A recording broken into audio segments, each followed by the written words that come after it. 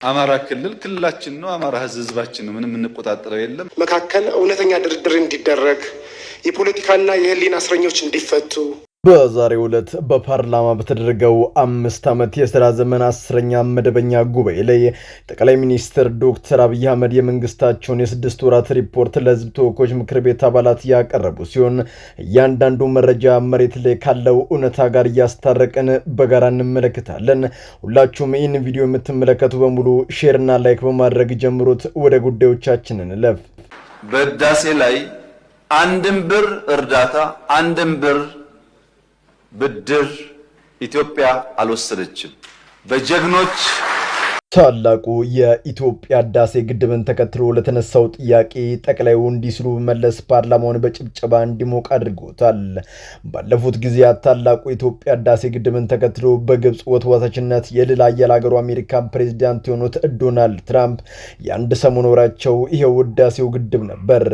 አንድ ጊዜ ፋይናንስ ያደረግነው እኛው ነን፣ በሌላ ጊዜ ናይል መነሻው ግብጽ እንደሆነ ነበር የማውቀው ሲሉ በርካታ ወዛጋቢ ንግግሮችን በማድረግ በዚህ ጉዳይም ከግብጽ መሪ አልሲሲ ጋር እጅና ጓንት ሆነው ሁለቱም መሪዎች ለማነጋገር ግብጽ መጎዳት እንደሌለባት ሲናገሩ አድምጠናል።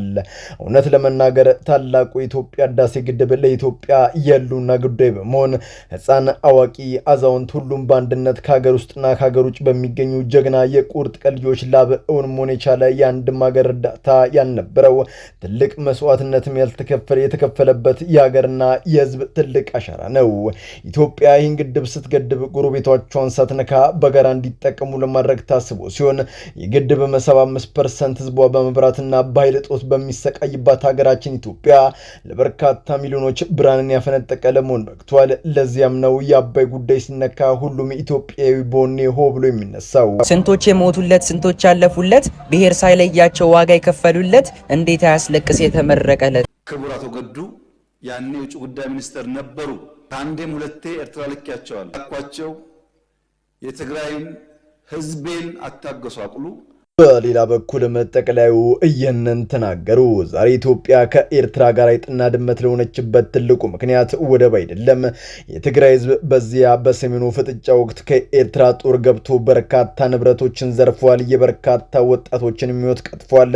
ያኔ የውጭ ጉዳይ ሚኒስቴር የነበሩትን ገዱ አንዳርጋቸውን ከአንዴም ሁለቴ ወደ ኤርትራ ልኬያቸዋለሁ። የትግራይን ህዝብ አትንኩ፣ ንብረቱንም አትዝረፉ፣ ጸባችን ከቲፒኤልኤፍ ጋር እንጂ ከትግራይ ህዝብ ጋር አይደለም ብዬ ለኢሳያስ አስጠንቅቄው ነበር። እሱ ግን አልሰማኝም። ይባስ ብሎ ዙሩን አከረረው። በዚያም ምክንያት መቃቃር ሊፈጠር ችሏል። ያኔ በርቁ ጊዜ ኤርትራውያን በኢትዮጵያ የነበራቸውን ንብረቶች በሙሉ በህግ ቆመው አስመልሰዋል። እኛም በሰዓቱ ከኤርትራ በርካታ መሰረተ ማለቶችን አልምተናል። ያንን ደግሞ ማስመለስ እንፈልጋለን። ልክ የኤርትራ ሰዎች በኢትዮጵያ የነበራቸውን ንብረት እንዳስመለሱት የወደቡ ጉዳይም በባሌም ሆነ በቦሌ በእጃችን መግባቱ አይቀሬ ነው። ከልማት ወዳዱ የኤርትራ ህዝብ ጋርም በጋራ መጠቀማችን አይቀሬ ነው ሲሉ ተናግረዋል። ድርድሩን በሚመለከት ቅድም ተነስቶ የነበረው ጉዳይ ሁሉም በሰላማዊ መንገድ መነጋገር ላይ የሚፈልግ ሰው በራችን ክፍት ነው። ለይቅርታ ዝግጁ ነን። ላው የህዝብ ተወካዮች ምክር ቤት አባላት የተነሳው ጥያቄ ይህ ነበር። በፋኖ እንዲሁም በኦላ ሌሎችም በሚኒሻንጉልና ጋምቤላ አካባቢዎች የሚነሱ ታጣቂዎች ጋር ግጭቱን ለመፍታት ምን እየተሰራ ነው የሚል ሲሆን በዙሪያ ጠቅላዩ ይህንን አሉ። በሰላምና በይቅርታ ለመጣ እጃችን ለማቀፍና ለመቀበል የተዘረጋ ነው። ነገር ግን ስሙ ዳቦ ነው፣ ስሙ አምባሻ ነው፣ ስሙ ድፎ ነው ለሚለው ጉዳይ ማለትም የታጣቂዎች ስያሜ እኔ አስጨንቀኝም፣ ከስማቸውም ጉዳይ የለኝም። ጉዳዩ ከዳቦ ወይንም ከሰላም ጋር ነው ሲሉ ተናግሯል። እንደሚታወቀው ባለፉት ዓመታት ጥያቄ ጠይቀው መልስ ያላገኙ በርካታ ወጣቶች ታጥቀው መንቀሳቀስ ጀምሮ በርካታ ጊዜያቶችን አስቆጥሯል።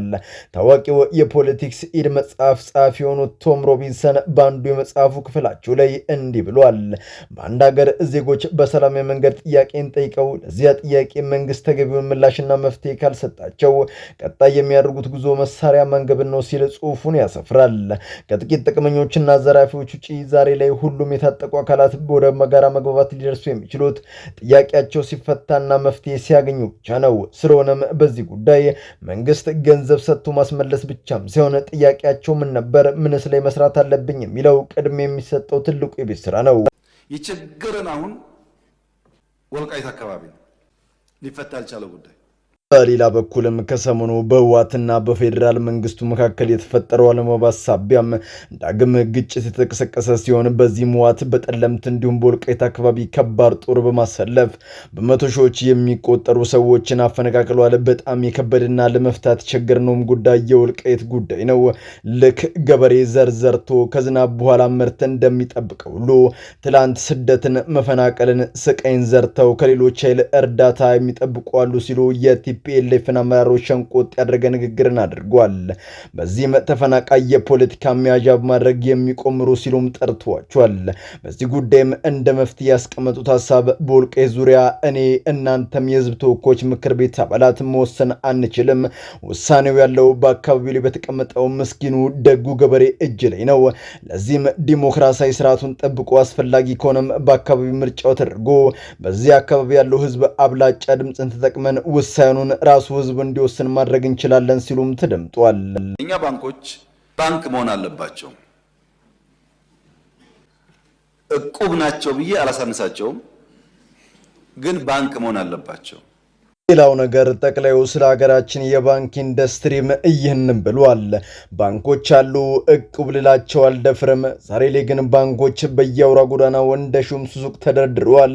ይህ አስፈላጊ አይደለም። ኢትዮጵያ ውስጥ አቅም ያላቸው 5 እና 10 ባንኮች ካሉ ከበቂ በላይ ነው ሲሉ የተናገሩ ሲሆን ከውጭ የሚገቡ ባንኮችም እንዳሉ መግለጽ ከወዲሁ ራሳችሁ ለውድድር አዘጋጁ ሲሉም ተደምጧል። ባዳጉራ ከራት ባንክ ለህዝብ እጅግ ጠቃሚ፣ ይህም ማለት ተጠቃሚዎችን ቀምጡ ቆጥቡ ብቻም ሳይሆን አዋጭ የቢዝነስ አይዲያ አምጡ፣ እኛ ደግሞ ቢዝነሱን በብር ፋይናንስ እናድርገው ማለት ከህዝባቸው ጋር ዊን ዊን በሆነ መንገድ እየተናበቡ ይሰራሉ። የኛስ ሀገር ትልቁ ጥያቄ ነው። የፖለቲካና የህሊና እስረኞች እንዲፈቱ፣ የንጹሃን ጥቃት እንዲቆም ላለፉት 3 ዓመታት ወጥተናል።